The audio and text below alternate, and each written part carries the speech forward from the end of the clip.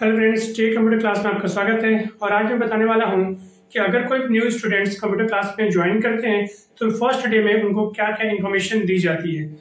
Friends, generally basic information first day में दी जाती है, जैसे कि कंप्यूटर क्या है, कंप्यूटर के मेन कंपोनेंट्स क्या होते हैं, कंप्यूटर की वर्किंग क्या होती है, किस तरह से कंप्यूटर के कंपोनेंट्स को हम कनेक्ट करते हैं और हम कंप्यूटर को स्टार्ट कैसे करते हैं। ये सारी इन्फॉर्मेशन कंप्यूटर के फर्स्ट डे में दी जाती है।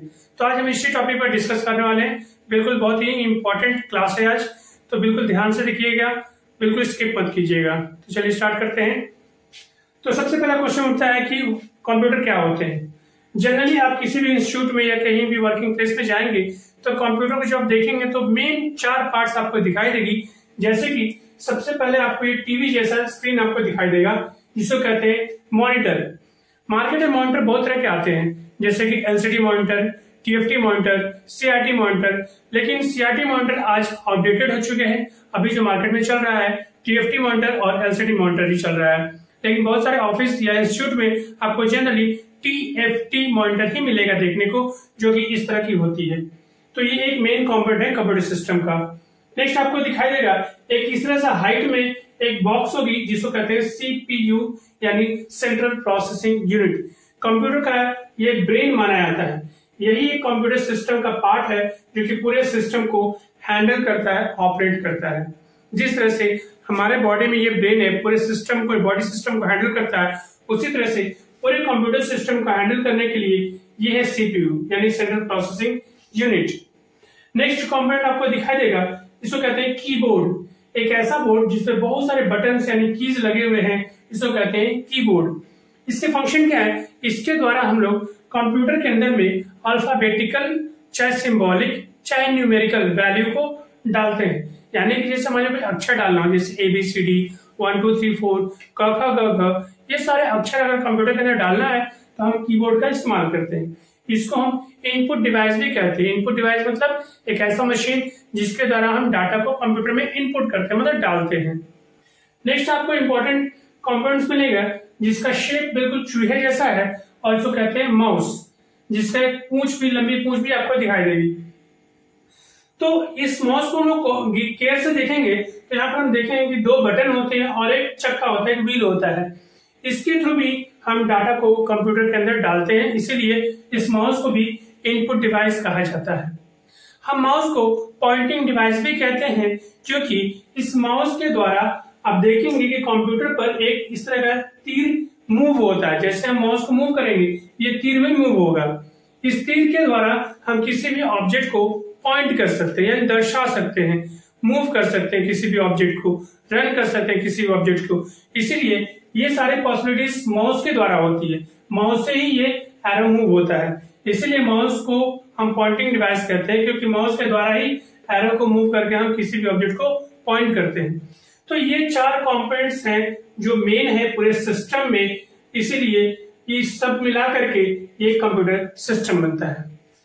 चलिए अब हम लोग पढ़ते हैं कंप्यूटर के और कुछ इंफॉर्मेशन को। देखिए, कंप्यूटर जो है ये एक इलेक्ट्रॉनिक मशीन है। इलेक्ट्रॉनिक मशीन का मतलब है इसके अंदर इलेक्ट्रॉनिकल डिवाइस लगी हुई है, मशीन लगी हुई है। जैसे कि आप जब टीवी के जब चिप को देखेंगे या आप रेडियो के चिप को देखेंगे, इस मॉनिटर के चिप को या सीपीयू को या कीबोर्ड को या माउस को, किसी की भी बॉडी को ओपन करके देखेंगे तो उसके अंदर एक मदरबोर्ड यानी चिप दिखाई देगा, जिसके अंदर में इलेक्ट्रोड्स, डायोड्स सब कुछ लगे हुए होते हैं। उसके अंदर से इलेक्ट्रॉन फ्लो करते हैं, इलेक्ट्रिसिटी पास करती है। इसीलिए ये सारे मशीन्स को हम इलेक्ट्रॉनिक मशीन कहते हैं। नेक्स्ट पॉइंट आप देखेंगे क्या, it takes input data, process, store and gives result. इसका मतलब इसमें जो होता है वो क्या होता है, सबसे पहले कंप्यूटर हमसे डाटा को लेता है। जैसे मान लीजिए हमें 2 + 2 को जोड़ना है, तो +2 को हम कंप्यूटर में डालेंगे। तो ये कंप्यूटर में डालने को क्या कहते हैं, इनपुट डाटा। इनपुट मतलब कंप्यूटर के अंदर डालना, डाटा मतलब कोई भी सिंबल, साउंड, म्यूजिक, ये सारे को डाटा कहते हैं। तो कंप्यूटर में सबसे पहले क्या होता है, डाटा को हम डालते हैं। इसलिए कंप्यूटर के अंदर में क्या होता है कि डाटा को हम इनपुट कर सकते हैं। अब कंप्यूटर क्या करता है, उसके ऊपर हल करते हैं। जैसे हमने 2 + 2 इनपुट किया था, कंप्यूटर क्या करेगा, 2 + 2 को जोड़ करके 4 रिजल्ट तैयार कर देगा, यानी ये प्रोसेस किया। इसके बाद कंप्यूटर क्या करेगा, 4 रिजल्ट मॉनिटर पर दिखा देगा, यानी रिजल्ट शो किया। और हम चाहते हैं कि इस प्रोसेस यानी इस सॉल्यूशन को हम कंप्यूटर में लोड कर दें ताकि फ्यूचर में हम देख सके, उसको कहते हैं स्टोर। यानी इस कंप्यूटर में 4 चीजें होती है। कंप्यूटर क्या करता है कि हमसे डाटा को ले सकता है, कंप्यूटर लिए हुए डाटा को हल करेगा यानी प्रोसेस करेगा, कंप्यूटर क्या करेगा कि रिजल्ट दिखाएगा, और अब ये कंप्यूटर फ्यूचर टाइम के लिए डाटा को स्टोर करके भी रख सकता है। नेक्स्ट पॉइंट में हम देखेंगे, it is a combination of hardware and software. मतलब ये जो मशीन है ये एक हार्डवेयर है जिसको हम छू सकते हैं। हार्डवेयर मशीन मतलब जिसको हम छू सकते हैं उसको हार्डवेयर कहते हैं यानी मशीन कहते हैं। अब इस मशीन के अंदर में चलने वाले जो प्रोग्राम होता है उसको हम कहते हैं सॉफ्टवेयर। सॉफ्टवेयर एक ऐसा प्रोग्राम है जो कि कंप्यूटर के अंदर चलता है। तो जब तक ये दोनों साथ में नहीं रहेगा तब तक एक कंप्लीट कंप्यूटर नहीं बनेगा। ये जो मशीन है इस मशीन के अंदर जब तक प्रोग्राम नहीं जाएगा ये कंप्यूटर काम नहीं करेगा। तो सॉफ्टवेयर के बिना ये मशीन अधूरा है, और सॉफ्टवेयर तभी काम करेगा जब मशीन रहेगा। यानी कि इस कंप्यूटर पर काम करने के लिए या कंप्लीट कंप्यूटर कहलाने के लिए मशीन प्लस सॉफ्टवेयर दोनों का होना बहुत जरूरी है। इसीलिए कहा जाता है it is a combination of hardware and software. Next देखिए, अंडरस्टैंड्स ओनली मशीन लैंग्वेज। ये जो कंप्यूटर है इसकी अपनी भाषा है मशीन लैंग्वेज, जिसको हम बाइनरी लैंग्वेज भी कह सकते हैं, जिसको हम कोड लैंग्वेज भी कह सकते हैं, जो कि 0 और 1 से बनता है। हम तो कई भाषा में बात करते हैं या काम करते हैं, जैसे इंग्लिश, हिंदी, मराठी, गुजराती, हर लैंग्वेज में हम लोग काम करते हैं या बात करते हैं। लेकिन क्या कंप्यूटर सारी लैंग्वेज को जानता है? नहीं, कंप्यूटर सिर्फ एक लैंग्वेज को जानता है जिसको कहते हैं मशीन लैंग्वेज, जो कि इसका अपना लैंग्वेज है।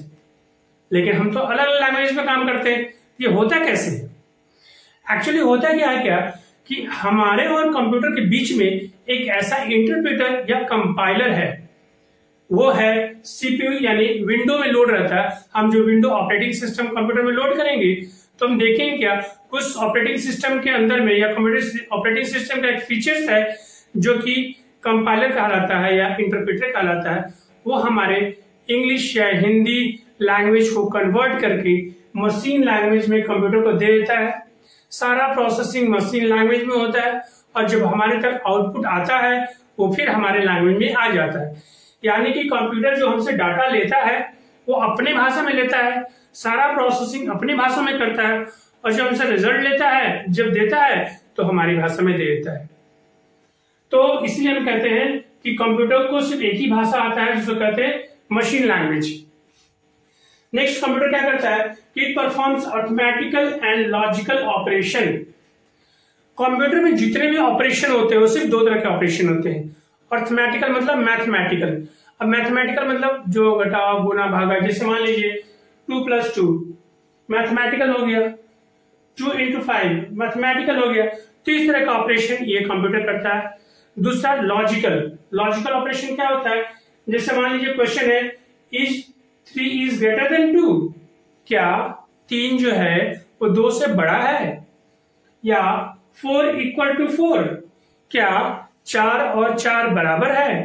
तो ये सब ऑपरेशंस को हम लॉजिकल ऑपरेशन कहते हैं। तो ये कंप्यूटर जो है वो 2 ही चीजों पर काम करता है, एक अर्थमेटिकल ऑपरेशन और दूसरा लॉजिकल ऑपरेशन। नेक्स्ट इसके बारे में है कि कंप्यूटर बहुत ही फास्ट काम करता है, जितना हम सोच नहीं सकते उससे कई गुना तेजी से काम करता है ये कंप्यूटर। मतलब बिल्कुल फ्रैक्शन ऑफ सेकंड में सॉल्यूशन कर देता है। नेक्स्ट हम देखेंगे ऑपरेट्स बाय सिंगल यूजर। इस सिस्टम पर काम करने के लिए आपको मल्टीपल यूजर यानी मल्टीपल लोगों की जरूरत नहीं है। अकेला एक आदमी ही इस पूरे कंप्यूटर को हैंडल कर सकता है, यानी चला सकता है। पहले के जमाने में यानी फर्स्ट जनरेशन में कंप्यूटर को हैंडल करने के लिए बहुत सारे ऑपरेटर्स की जरूरत पड़ती थी और उसका साइज भी बहुत ज्यादा बड़ा था। लेकिन आज जो कंप्यूटर का जो 5th जनरेशन चल रहा है, कंप्यूटर का साइज बहुत छोटा हो गया है, बिल्कुल बहुत छोटा आप देखेंगे, और उसको हैंडल करने के लिए सिर्फ एक आदमी की जरूरत पड़ता है।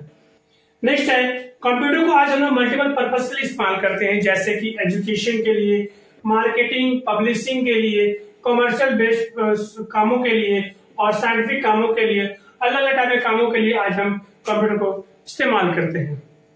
नेक्स्ट हम लोग पढ़ने वाले हैं connectivity of components of computer.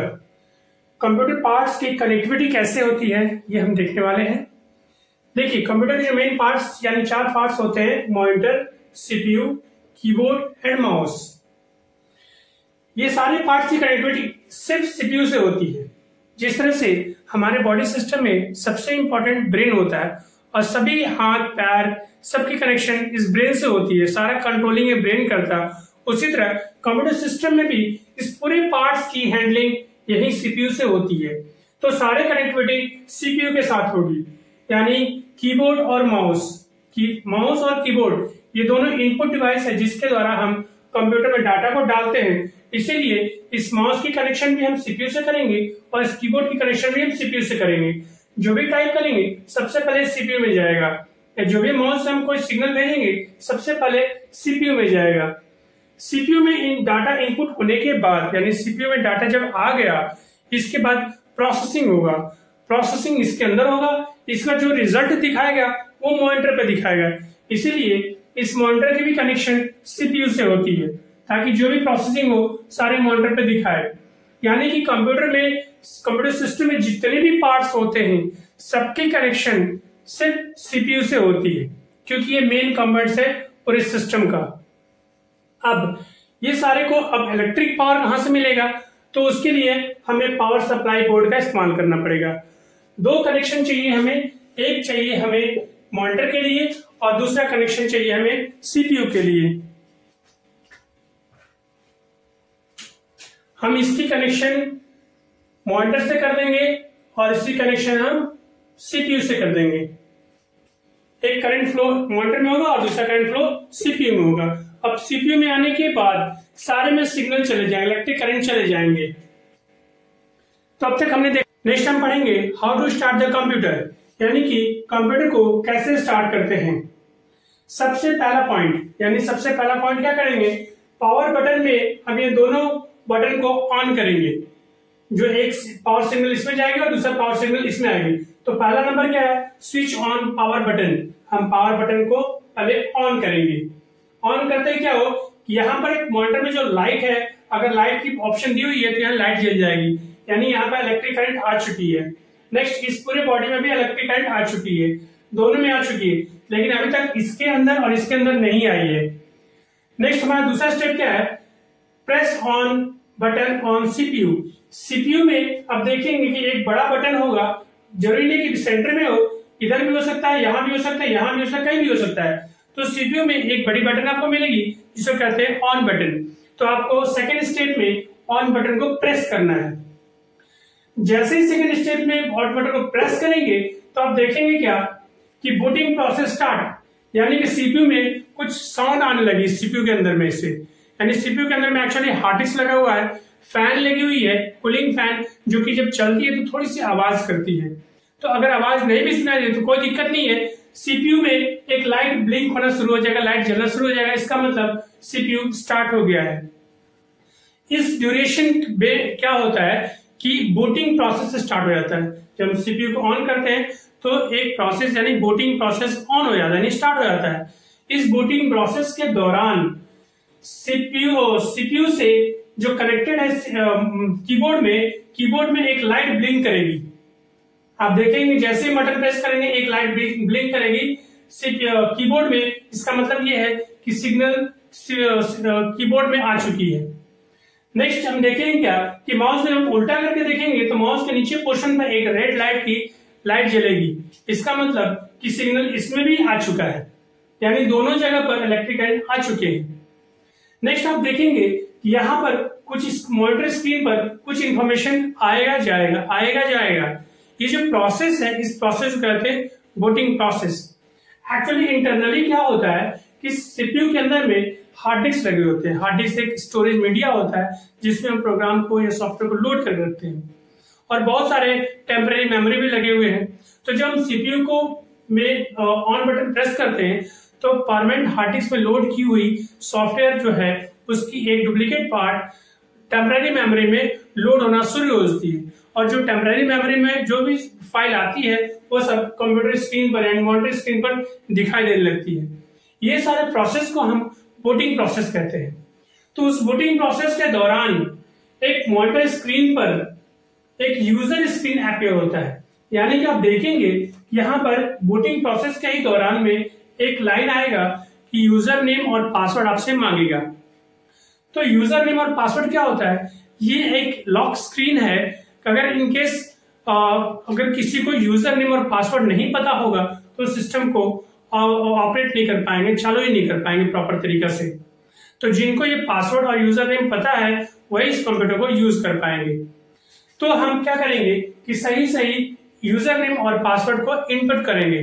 जैसे हम यूजर नेम और पासवर्ड मॉनिटर पर इनपुट करेंगे तो एक और स्क्रीन कंप्यूटर के डेस्कटॉप पर आएगा, जिस तरह से सेंटर में यानी मॉनिटर के सेंटर पर एक विंडोज का लोगो होगा और कुछ आइकॉन्स दिखाई देंगे। ये जो स्क्रीन दिखाई देगा इसको कहते हैं डेस्कटॉप। और जैसे ही मॉनिटर पर डेस्कटॉप दिखाई दिया इसका मतलब कंप्यूटर रेडी है काम करने के लिए। तो जब तक मॉनिटर पर डेस्कटॉप नहीं आती है तो सारे प्रोसेस को हम बूटिंग प्रोसेस कहते हैं। और जैसे डेस्कटॉप आती है मतलब कंप्यूटर बिल्कुल रेडी है काम करने के लिए। आप किसी फाइल को ओपन कर सकते हैं, कोई भी सॉफ्टवेयर को ओपन करके काम कर सकते हैं। तो ये सारी बेसिक इंफॉर्मेशन कंप्यूटर के फर्स्ट क्लास में दी जाती है।